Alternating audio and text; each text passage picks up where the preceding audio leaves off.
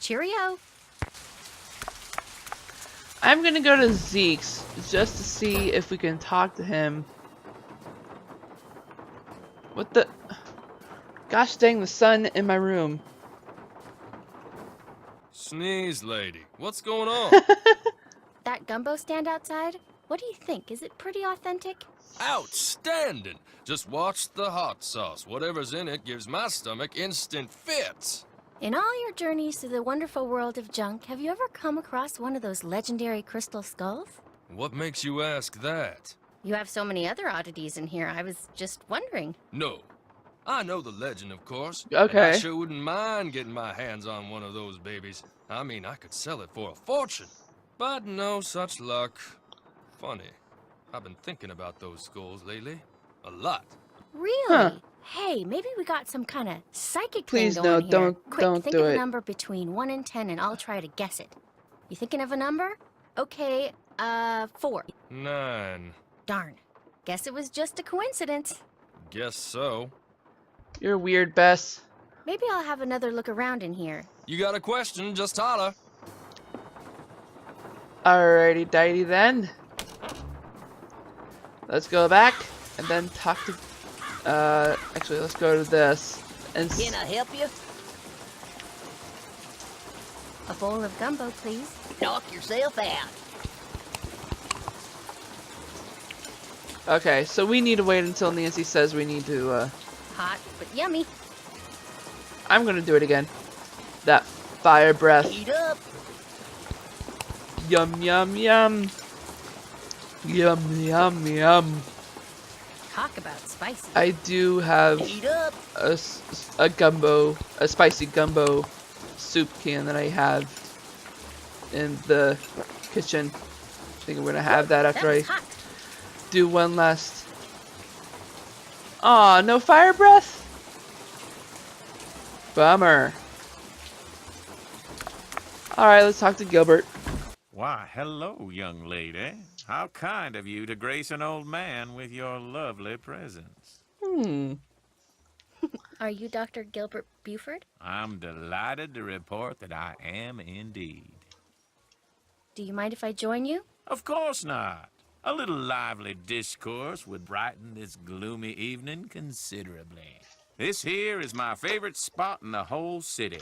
Delicious gumbo, pleasing view, particularly now, I might add. Oh, please. My name's Bess Marvin. I'd like to ask you some questions about Bruno Bollet, if that's okay? I'd prefer subject matter of a happier nature, but I do not want to seem inhospitable, so what is it you want to know? Give me guys just 1 second. The sun is blinding my monitor and I cannot see. Let's see. Is it true that Dr. Bollet was your best friend? Is it true that Dr. Bollet was your best friend? Well, now, I was certainly his best friend, but I cannot honestly say that he was mine. Fact is, while socializing with smell my fellow cigarette man, smoke. particularly with pretty young women such as yourself, Oh my gosh. has always been a source of pleasure for me. Bruno was just the opposite. Unfortunately, the older he got, the more numerous his idiosyncrasies became, and the less concern about their negative effect upon others he became. He is suddenly reminding me of a building mate that I know. The guy is super old. Well, not super old, but he's like probably in his 60s or 70s. And he's actually this color skin. Not that dark, but he's dark enough. And he's in a wheelchair and he's super nice, but he flirts with me constantly. I don't mind him flirting every now and then, but constantly? Ugh, don't find him that interesting. How exactly did he die? He died of a myocardial infarction, most likely caused by age-related atherosclerosis. Not possible. Dying of a heart attack is all too common for people who are socially isolated, and Bruno Bollet had most certainly become that. I don't believe you. I hear that you're a member of the Jolly Rogers crew. Is that true? Perhaps I am, perhaps I am not. I'm sure someone as charming and attractive as yourself has her share of secrets, too. Am I right? Be that as it may, just what is a crew? Crews are organizations whose primary purpose is to put on parades during Mardi Gras. Cool. They also put on fabulous parties. Very private parties. Members only. Some consider crews to be private clubs. Secret societies is a term others have used. Right. However, back in the 1990s, the city decided not to issue the Jolly Rogers any more parade permits, unless they opened their crew to pretty much anyone who wanted to join. So, refusing to be blackmailed, they chose instead to simply not put on parades anymore. That's a As far shame. as the city is concerned, the Jolly Rogers no longer exist.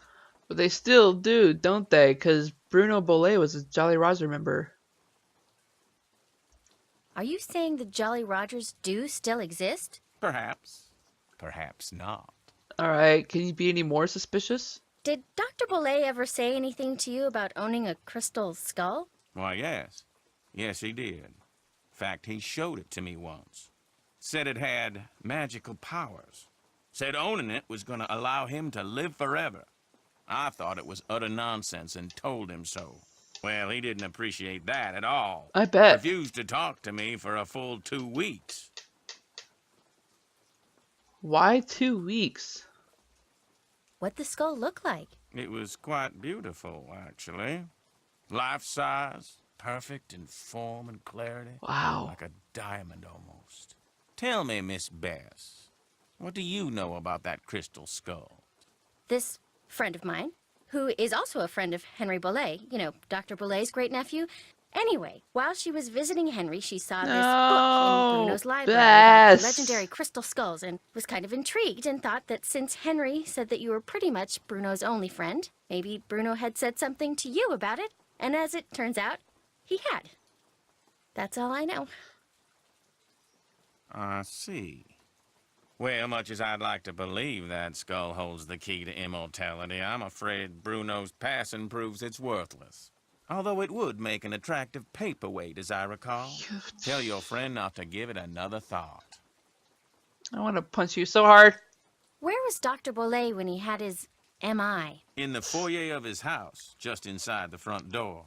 In fact, I hadn't seen him for a while, so I picked that day to pay him a visit. I walked up to the front door, found it unlocked as usual, opened it, and there he was, lying on the floor in obvious distress.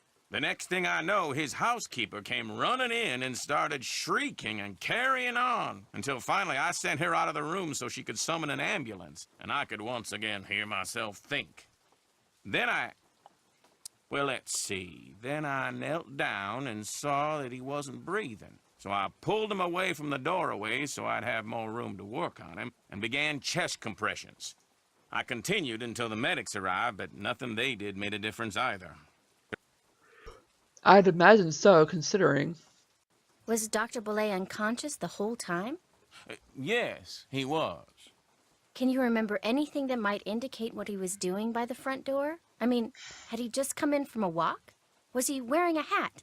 Was he holding anything? Had he dropped something?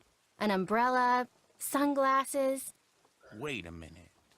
Why, yes. Yes, he was holding something. A piece of paper.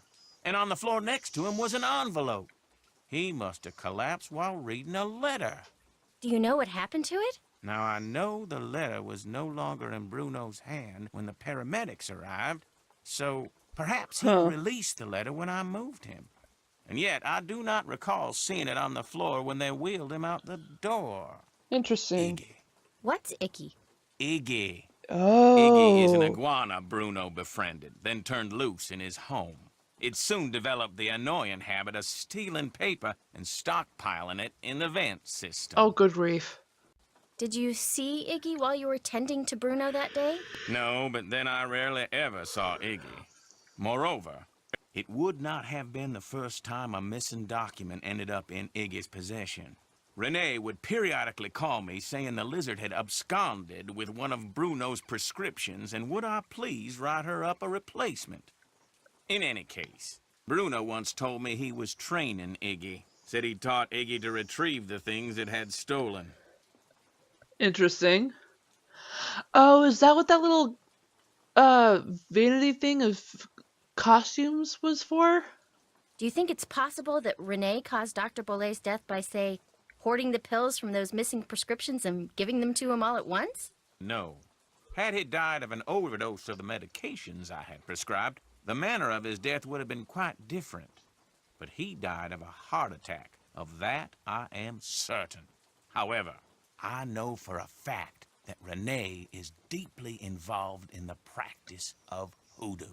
And as Bruno's housekeeper, she had ample opportunity to use it against my poor old friend. Interesting. You mean hoodoo really works? Young lady, never, ever underestimate the power of suggestion. If a person believes in something, even on a subconscious level, fantasy can easily become fact. And who knows what rubbish Renee filled Bruno's mind with? Drink this, don't eat that. This brings good luck, that brings bad, day in and day out. Even if he said he didn't believe a word of it, who knows how much his subconscious was absorbing? He was very old and vulnerable. So could Renee have caused Bruno to have that fatal heart attack? There's not a doubt in my mind she could indeed. You'd be surprised how how much hoodoo really does work. Power of suggestion, like he said, power of suggestion is a very powerful thing. Did they do an autopsy on Dr. Bolet? No. Given Bruno's advanced age and the absence of any indication of foul play, an autopsy was deemed unnecessary, and the body was cremated according to Bruno's wishes. I'll let you get back to your gumbo. It's been a pleasure. That's I not assure gumbo, you. that's crawdaddies.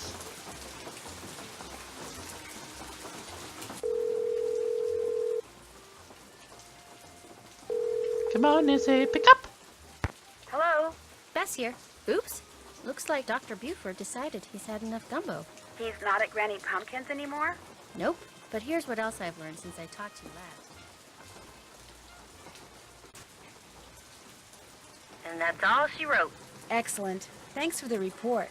Stay in touch. See ya.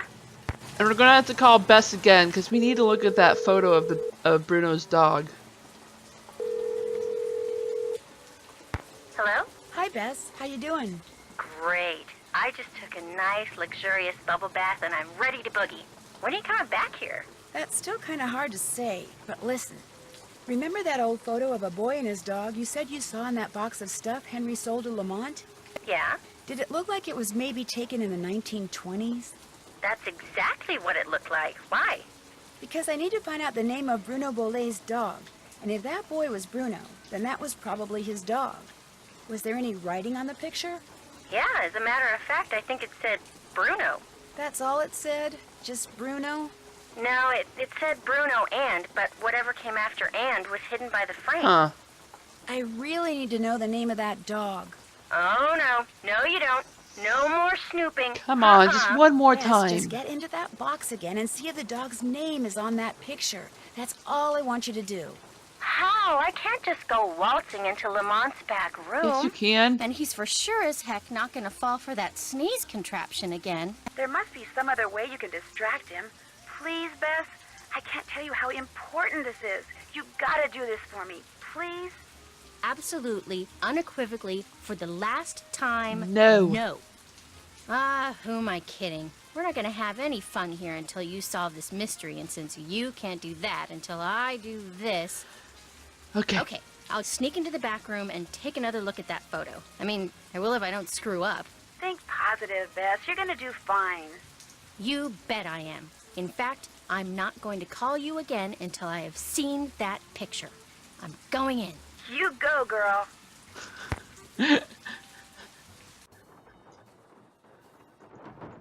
Alright, so besides that gumbo thing, like, Hey, You know, I There we still go, feel okay. guilty about that sneezing thing, so how about I go and get you a nice big bowl of gumbo? just so happens I'm starving, so hey, you got a deal. Great. I'll be right back. yeah. And we gotta make sure to be putting lots of hot sauce. Hey, what'll it be? Can I get a gumbo to go, please? Knock yourself out. Boing, boing, boink. Oh, we can't click it another time? Come on, man. We want to put a lot on there. Alright, alright. Bye, Shorty. I mean, Punkin. Whatever your name is. Alright, we got some gumbo. That my gumbo? Yeah. There you go. Enjoy.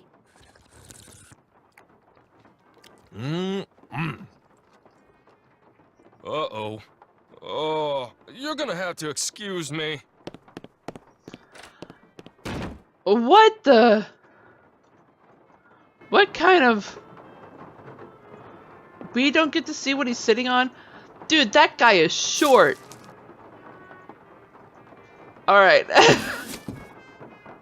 Let's see what name is on here. Uh-oh. I better Grant. get out of here. Okay. Grant. Grant? The dog's name was Grant? That's what it said on the photo. Kind of a weird name for a dog, huh? Fluffy Yeah, is a weird well, name. Bruno Bollet Pomegranate kind of is a weird name. guy. Hey, thanks a lot, Bess. You've been a huge help. I'll tell you, being sneaky takes a lot out of me. I'm exhausted. I still don't know when I'll get back there, so just kind of hang loose, okay? Story of my life. Call me if you need me. I will. Bye. Grant is nothing compared to some other names. Like the ones I just mentioned. Okay, so here is the page that I know for a fact Grant is on.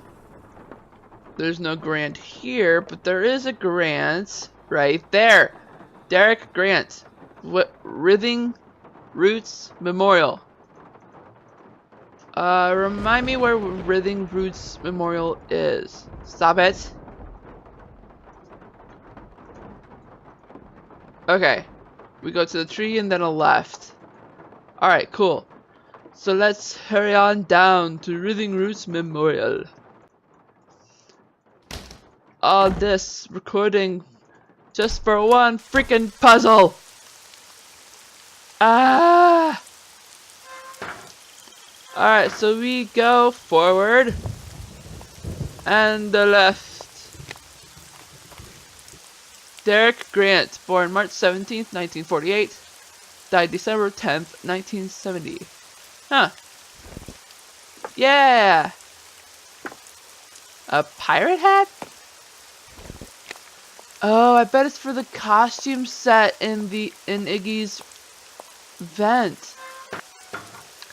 You know what? Because we have that now. Ooh, boy, I bet we can dress him up. Let's see. Dun dun dun dun dun dun dun dun dun. Boink. Alright, cool. Let us... Yep, the hat is in there now. Cool. Let us see. Hey, gay. Iggy, how about a nice, juicy loquat? Yeah!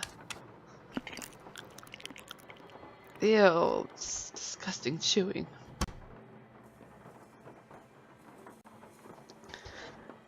Alright, so let's see. We got 4 costumes we could dress him in. One of them looks like it could be an Easter egg thing. I'm not entirely positive. But the fact of the matter is, if we do want to do the 4th extra costume, we're gonna need to get 3 loquats. It's gonna be really difficult. Let's do the postman first, because we need that letter. Would it be this one? Come on. There we go.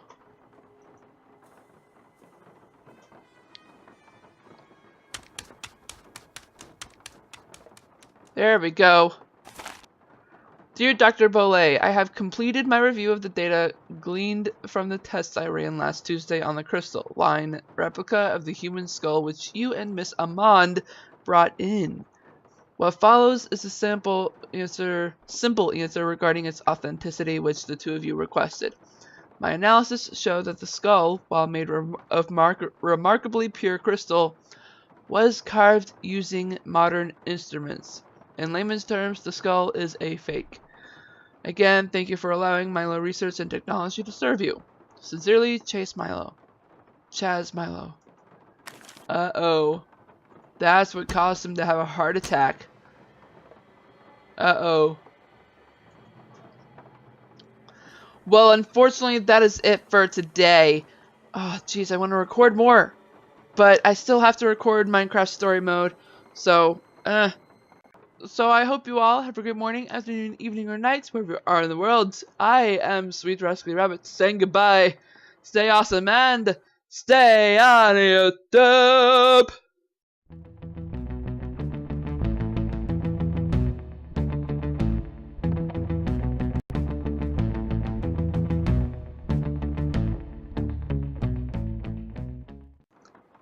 I am having fun, having fun, having fun, and sleepy. Ugh. Jeez.